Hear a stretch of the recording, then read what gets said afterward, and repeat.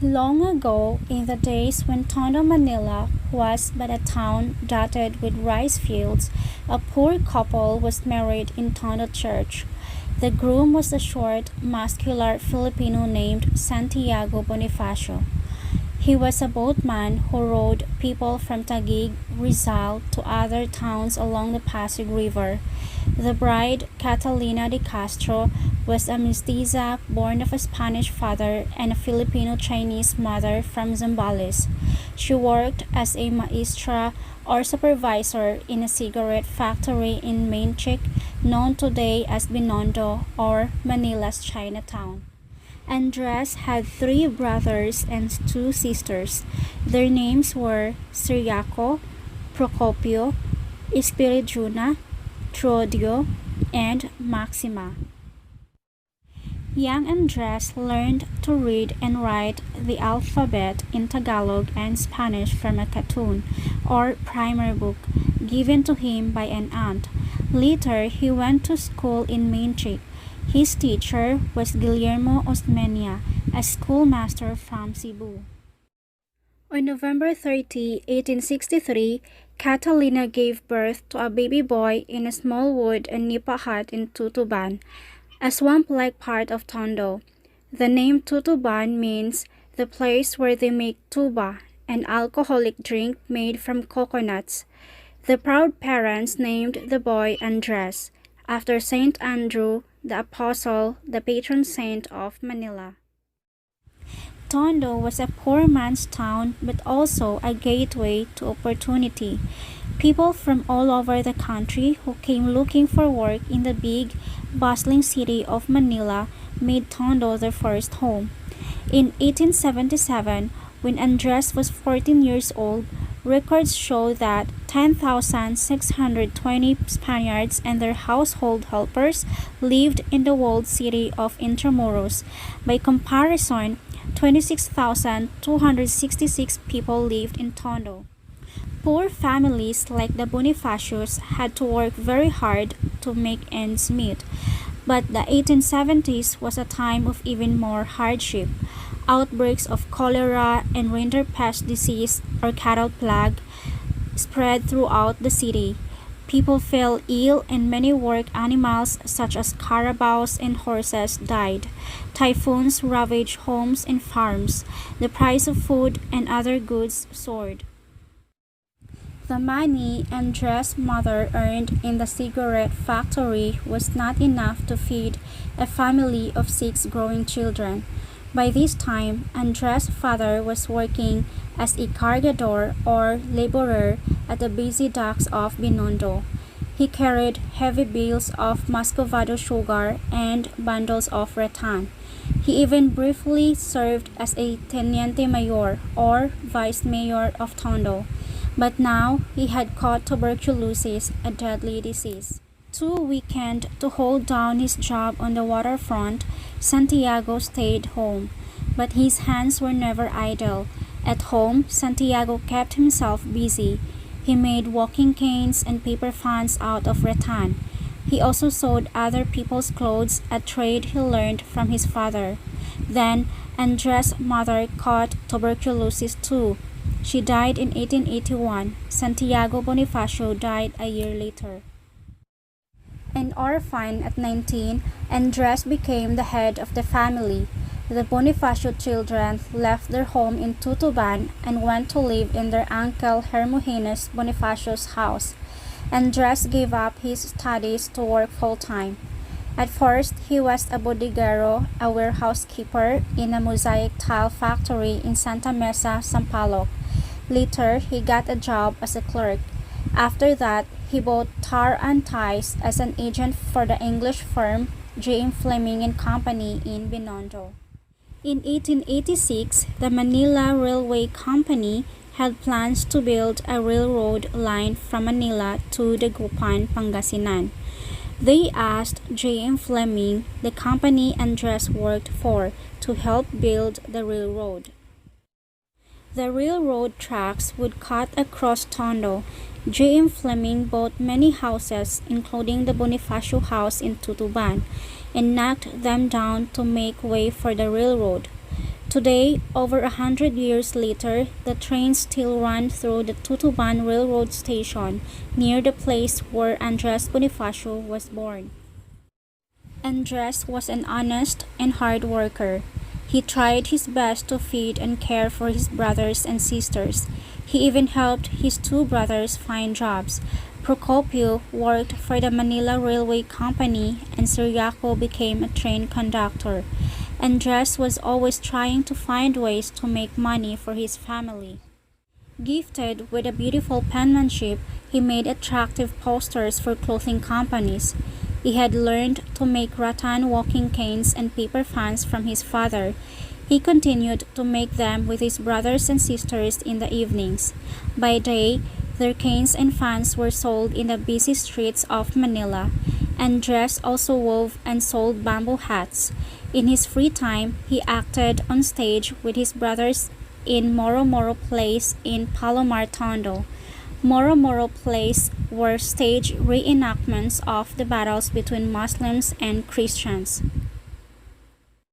After 5 years, Bonifacio left J.M. Fleming and joined Carlos Fresel and Company, a German firm.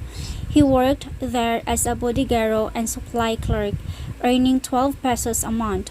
By 1892, he was promoted to sales agent. Even though he couldn't afford stylish clothes, Bonifacio took great care to dress neatly. A close friend once said that Andres frequently wore an open coat with a matching necktie and black hat. Rain or shine, he always carried an umbrella. Although he never finished high school, Andres Bonifacio was very smart. He knew Spanish and spoke a little English, which he learned while working for J.M. Fleming. Books opened his mind to new worlds.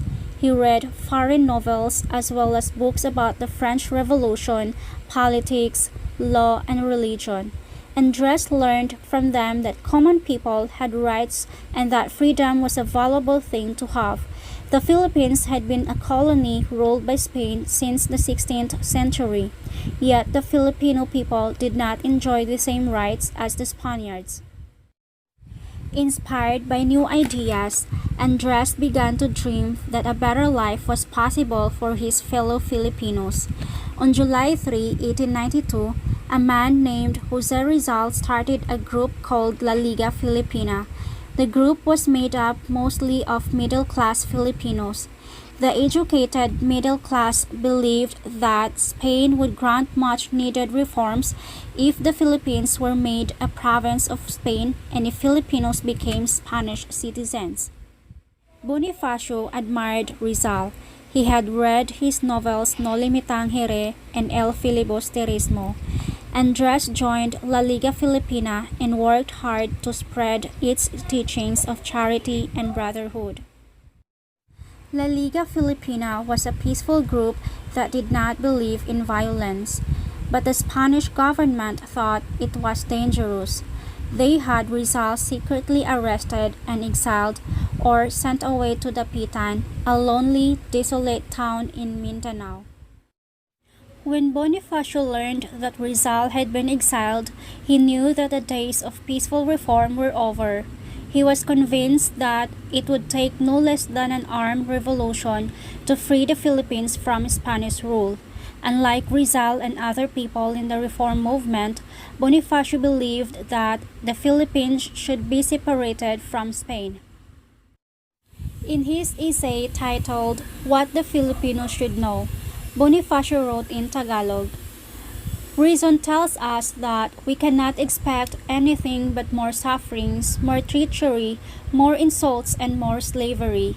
Reason tells us not to fritter away time for the promised prosperity that will never come. Reason teaches us to rely on ourselves and not to depend on others for our living. Reason tells us to be united, that we may have the strength to combat the evils in our country." Bonifacio also wrote about how the Filipinos were tortured by the Spaniards. They were bound, kicked, and bashed with gun butts. They were electrocuted and hung upside down like cattle. He said that Filipino prisoners were thrown into the sea, shot, poisoned. For Bonifacio, the moment that would seal his destiny had come. It was time to take action. On the night of July 7, 1892, the day he heard that Rizal had been exiled, Bonifacio met secretly with his friends in a house on Azcaraga Street, now Claro Imrecto in Tondo. Together with his two friends, Ladislao Diwa and Teodoro Plata, he formed the first triangle of a secret society. The new organization bore the initials KKK. The three letters stood for Kataas-Taasan Kagalang-Galang na Katipunan ng Mga Anak ng Bayan, or Katipunan for short. The Katipunan had three goals. First, it wanted to free the Philippines from Spain by force of arms if necessary. Its members, called Katipuneros, were taught to make and use weapons. Second was the moral or spiritual aim.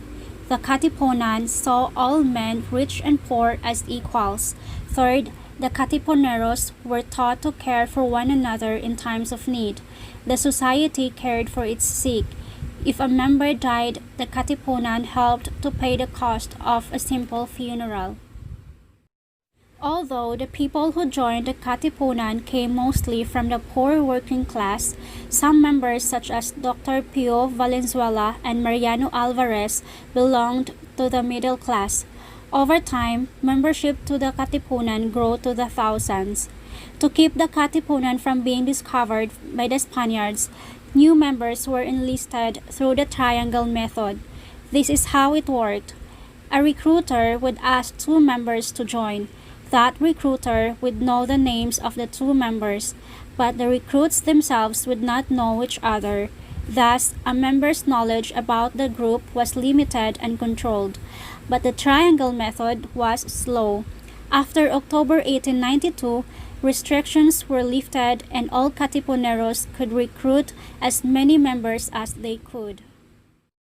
Any man who wanted to join the Katipunan first had to pass a number of tests to prove his courage and sincerity. Wearing a black robe, the new recruit was led blindfolded into a darkly lit room. He was told to answer these questions. In what condition did the Spaniards find the Filipino people when they came? In what condition do they find themselves now? And what hope do the Filipino people have for the future? This was followed by other tests for the would-be Katipunero. The final test was the Sandugo, or blood compact. The recruit was asked to make a small cut on his left forearm with a sharp knife. He then signed the Katipunan oath in his own blood. Afterwards, the new member was asked to choose a symbolic name for himself. Andres Bonifacio chose May Pag-asa, or in English, the Hopeful One. The women who joined the Katipunan were limited to the wives, daughters, or close relatives of Katipuneros. The women's chapter of the Katipunan was formed in July 1893. Only about 30 females were known to have joined the secret society. Women were not required to seal their membership with a blood compact. At Katipunan meetings, they wore green masks and white sashes with green borders. Sometimes they carried revolvers or daggers. The women served as lookouts in the outer sala or living room, while the men held their secret meetings in the back room. There were two important women in Bonifacio's life. His first wife, a neighbor from Palomar named Monica, died of leprosy. He met his second wife when he was a 29-year-old widower. Her name was Gregoria de Jesus. Gregoria was a beautiful girl of 18 from Caloocan. Like Andres, she was the oldest child and a bright student who was forced to stop her schooling to tend to her family. Gregoria looked after her younger sister and the family farm. On Sunday mornings, she paid the workers. At home, she sewed and wove clothes on the loom or helped her mother around the house. Andres and Gregoria were married twice. Their first wedding was held in Binondo Church in March 1894. They were married again a week later in a house in Santa Cruz at a ceremony attended by members of the Katipunan. That evening, Gregoria de Jesus was inducted into the women's chapter of the Katipunan. Her code name was Lakambini, or in English, Goddess or Muse. The marriage of Andres and Gregoria was blessed with an only child, a baby boy. They named him Andres. Sometime during the Holy Week of 1896, a fire destroyed the couple's nipa-roofed house in Santa Cruz. Homeless, the couple and their baby were forced to live in one house after another. Losing their home was followed by an even greater loss, when young Andres died of smallpox that same year. On August 19, 1896, the Katipunan was discovered. Father Mariano Hill, the Augustinian parish priest of Tondo, learned about it from Teodoro Patino, an unhappy member of the Katipunan. The Spanish police moved quickly to stop the revolution. Many Filipinos were arrested, jailed, and shot. Andres and Gregoria went into hiding.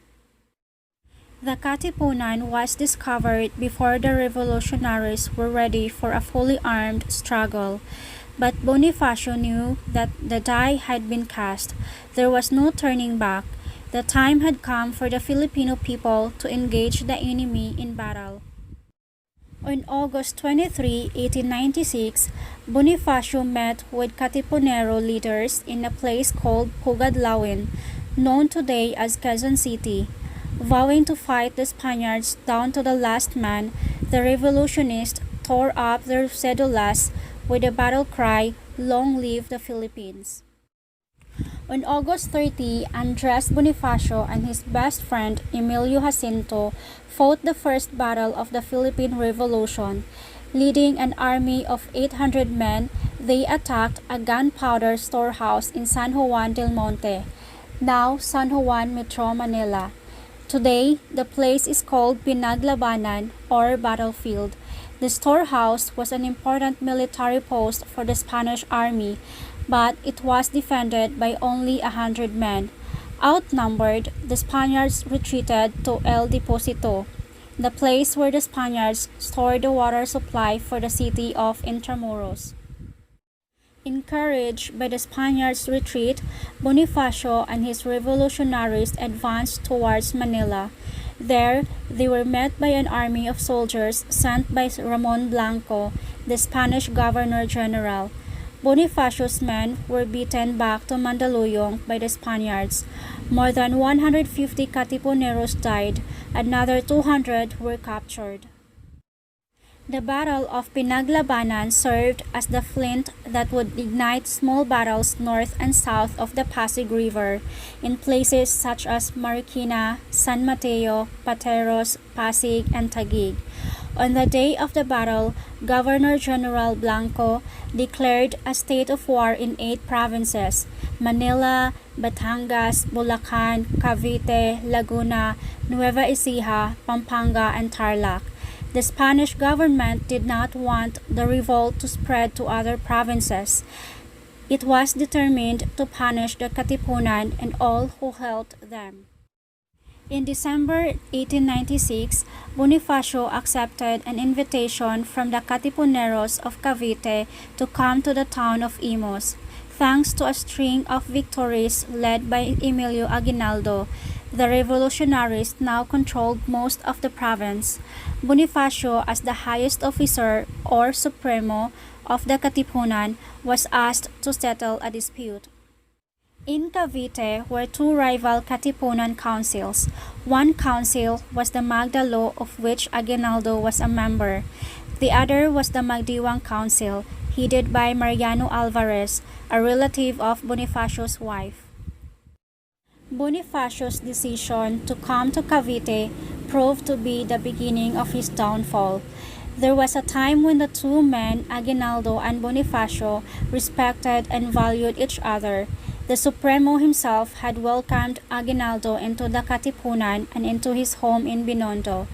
Aguinaldo recalled this historic moment in his biography when he wrote, That was the beginning of my acquaintance and friendship with Andres Bonifacio. And when news of Bonifacio's defeat in the Battle of Pinaglabanan reached the Katipuneros in Cavite, Aguinaldo, worried for the Supremo safety, dispatched his men to look for Bonifacio in the forest of Caloocan and Malabon. But the friendship between the two men soon soared. Bonifacio and his army had suffered a number of defeats at the hands of the enemy. In contrast, Aguinaldo and his rebels had managed to boot the Spaniards out of most of Cavite. The two leaders differed in their political ideas. The feeling of regionalism between the Tondo native and the young man from Kawit Cavite ran deep. Aguinaldo and the Magdalo group believed the time was ripe to form a new kind of government. Aguinaldo had already suggested that the Katipunan be changed to a revolutionary form of government modeled after the American system. Although Aguinaldo was only a Magdalo flag lieutenant at that time, his bold ideas challenged the power of the Supremo. Bonifacio and the Magdiwang men believed that the Katipunan government was still useful. It could still answer the Filipinos' need for change. It had its own constitution and bylaws. In other words, at this point in our history, there were two leaders with two different views on how to run the government. The rivalry between the two groups weakened the rebels' hold on Cavite. Aguinaldo's Magdalo soldiers refused to help defend the towns held by Magdiwang soldiers when they were attacked by the Spaniards. In turn, the Magdiwang soldiers did not aid the Magdalo rebels when their towns came under attack. As a result, nearly all the towns once held by the Katipuneros fell, one by one, to the Spaniards. The rivalry worsened during the Tijeras Convention held on March 22, 1897. The aim of the convention was to form a central revolutionary government that would unite the two councils. An election of officers was held in Tijeras. Although he was away fighting the Spaniards in Dasmariñas, Cavite, Emilio Aguinaldo was elected president of the new government. Bonifacio was nominated for the position of Director of the Interior, but Daniel Terona of Kawit stood up and questioned Bonifacio's ability to even hold that job. Terona suggested that the position needed someone with a law degree. Bonifacio took Terona's words as an insult. He declared that, as the leader of the Katipunan, all the acts of the Tijeras Convention were unlawful. Angered and hurt, the Supremo stormed out with his wife, his two brothers, and some trusted bodyguards. One day later, Emilio Aguinaldo was sworn into office as president of the new revolutionary government along with other elected officials, most of whom were Caviteños. Bonifacio was not present. Bonifacio refused to recognize Aguinaldo's government. He thought he was still the Supremo of the Katipunan government. In fact, he formed a new government wholly separate and independent from the one formed at the Tijeras Convention. The following month, he drafted a military agreement in Naik, Cavite, signed by about 40 men. Bonifacio and his men left Naik for Barrio Limbon in the nearby town of Indang. On April 26, 1897, Bonifacio was arrested by two loyal officers of Aguinaldo, Colonel Agapito Bunzon and Aguinaldo's brother-in-law, Major Jose Ignacio Paua. Bonifacio and his men put up a fight. Andres' brother Ciriaco was killed. The Supremo himself was shot in the arm. Major Paua jumped on Bonifacio and stabbed him in the left side of his neck with a dagger. From Indang, a half-starved and wounded Bonifacio was carried by hammock to Naik, which had become President Aguinaldo's headquarters. Andres Bonifacio was tried by the military court in Maragondon, Cavite. He was charged with treason and attempting to overthrow the new president and his government. One witness even swore that he was paid 10 pesos by Bonifacio to kill Aguinaldo. By some accounts, Andres was not given a fair chance to defend himself. On May 8, 1897, Andres and Procopio Bonifacio were sentenced to death. However, according to Aguinaldo, he changed their sentence and asked for them to be exiled instead. But Aguinaldo was advised by his generals to carry out the death sentence. They reasoned that Bonifacio's death was necessary to protect the best interest of the revolution.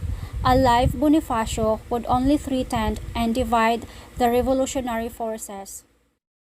On the early morning of May 10, 1897, a group of soldiers led by Major Lazaro Macapagal escorted Andres and Procopio out of the Maragondon jail. They were carrying out the order of General Mariano Noriel, President of the Council of War that had tried the Bonifacio brothers. Macapagal had been handed a sealed letter with strict orders to read it after reaching their destination in Maragondon Mountains. Only 4 soldiers were selected by the general to accompany him on this mission. When the soldiers and their 2 prisoners reached the mountains, Macapagal opened the sealed letter. It was an order from General Noriel to execute Andres and Procopio. Macapagal immediately carried out the general's command and the Bonifacio brothers were shot. Using their bayonets and bolos, the soldiers dug a shallow grave for the 2 men. After covering their bodies with twigs and weeds, they left in haste to escape the Spanish troops who were combing the mountains of Maragondon. The Bonifacio brothers were killed on May 10, 1897. Andres was only 34 years old. 20 years later, on March 17, 1918, Lazaro Macapagal returned to Cavite. He was accompanied by a group of government officials, 2 former Cavite generals, and former soldiers of the Philippine Revolution. They hiked to a lonely spot on a sugarcane field in the Maragondon Mountains to find Andres Bonifacio's grave. The area had changed a lot. An old and loyal servant of Bonifacio showed them the way and identified his master's remains. It is said that Bonifacio's bones were placed in an urn and kept in the Legislative Building, now the National Museum. Bonifacio's papers and personal belongings, including his revolver and bolo, were also kept here. In February 1945, during the battle to free Manila from the Japanese, the building and the remains of Andres Bonifacio were destroyed in a fire. Today, the Filipino nation honors Andres Bonifacio as the father of the Philippine Revolution. He was a leader who believed that the common man could be organized, mobilized, and put into action. Indeed, he was not disappointed, for he found good patriots among them. Many were even willing to die for their country. Despite his poverty and lack of education, Bonifacio went beyond the steps taken by the educated and moneyed class of Filipinos, pushing for peaceful change.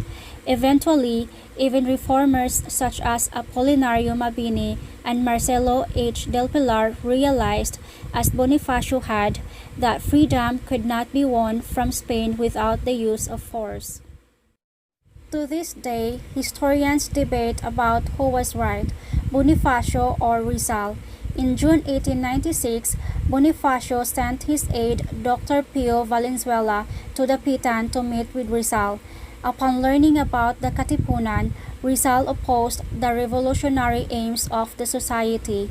It was not because he did not believe in the revolution. Rizal honestly believed that the Filipino people were not yet ready for an armed struggle in 1896. They lacked the funds and weapons to wage war on the enemy. Some historians speculate that had Bonifacio listened to Rizal, there probably would not have been a revolution at all. In the end, the people's cry for freedom and justice brought down the walls of colonial power. Inspired by the bravery and courage of Andres Bonifacio, the outbreak of the Philippine Revolution in August 1896 was the beginning of the end of over 3 centuries of Spanish colonial rule in the Philippines.